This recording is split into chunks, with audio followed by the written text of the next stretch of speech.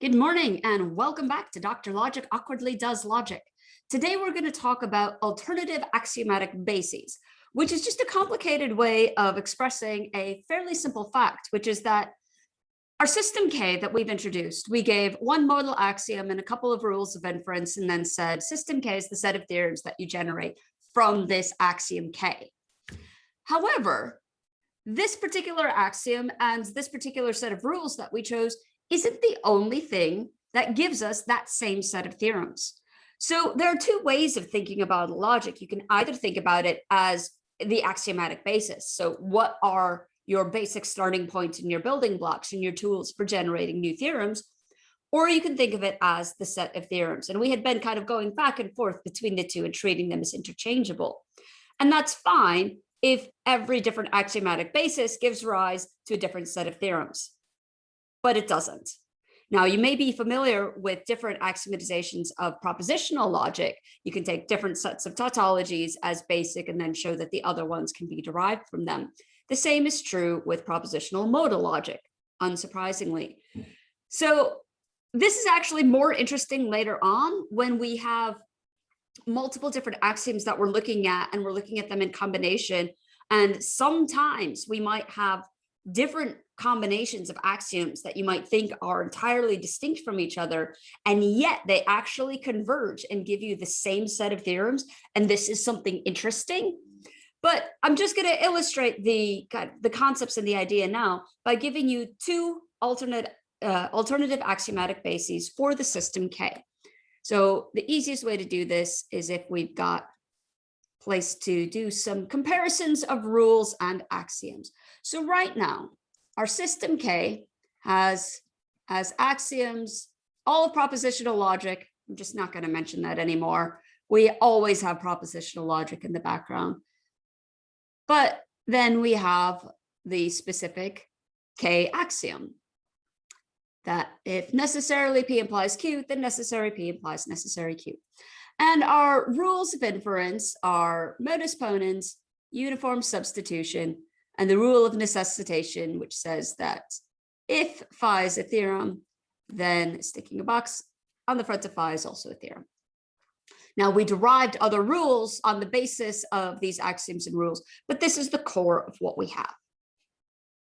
But now I'm going to offer you two other axiom systems. The first is something I'm going to call K star, and it has as an axiom the K axiom. So necessary P implies Q implies necessary P implies necessary Q, but then something new, something that we're going to call box top or box tautology. And that is that the tautology P implies P is necessary. Now you might be thinking, but why do I need this as an axiom? P implies P is it's a tautology, and then I can use the rule of necessitation to put the box on the front. Well, this is because K star also differs from K in that it doesn't have the rule of necessitation. The rules it has are modus ponens, uniform substitution, and this rule that we will call R star. So it's the rule for the star version of the axiomatization. And this is actually what is in K, one of our derived rules. So it's the rule that says if you have phi implies psi, then you can stick boxes on the front of that. So this rule that we have as derivable in K is something that we take as basic in K star. Oh, and now we need to see if I can find space to fit my third alternative axiomatization over here in this corner. So this one is just going to be very cleverly called K2 star. So it's our second alternative axiomatization for system K. So here we drop the K axiom. We keep the box top. So we still have necessary, oops, got some wrong parentheses there. Let's try that again. Necessarily P implies P. And then we will take an axiom that we will call K2 star, which just is one of our theorems from system K, namely that if you have necessary P and necessary Q, and you have necessary P and Q.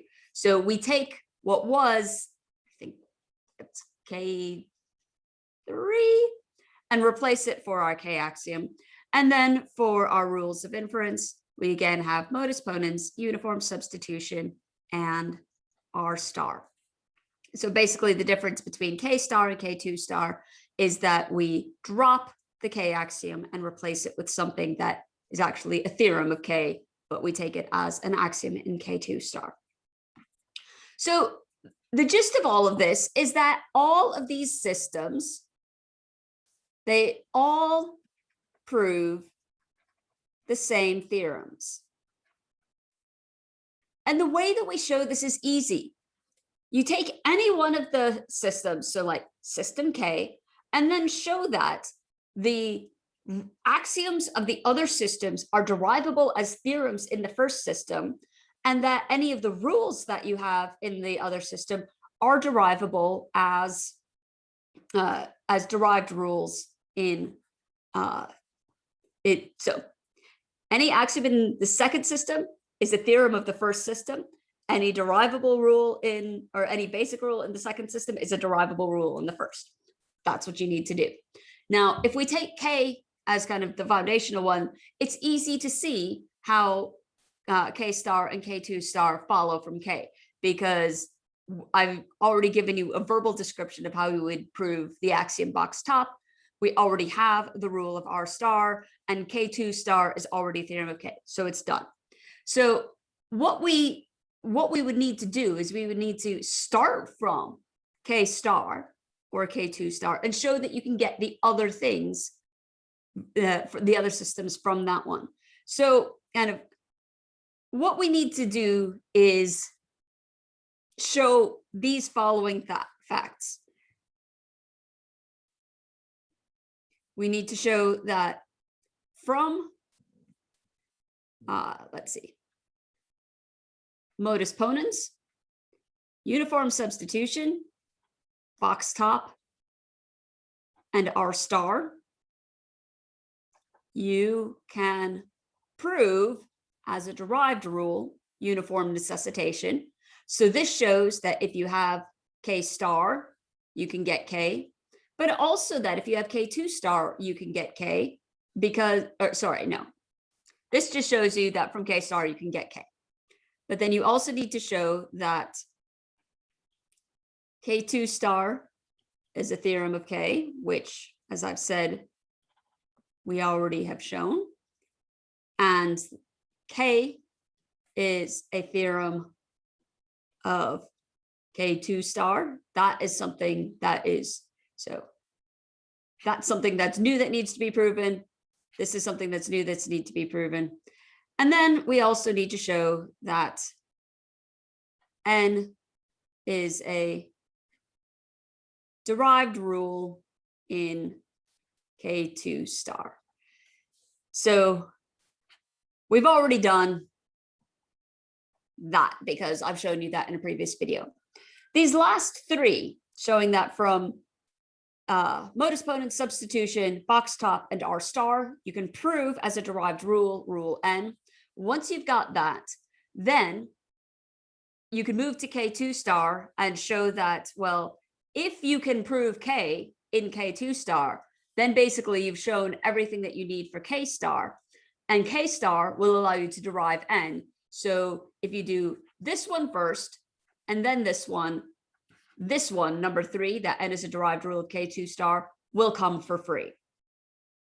I'm going to leave these as exercises to the viewer, so give it a go. It can actually be surprisingly difficult shifting your mindset to proving things without the K axiom, particularly when you are in K2 star, or without relying on the rule of necessitation.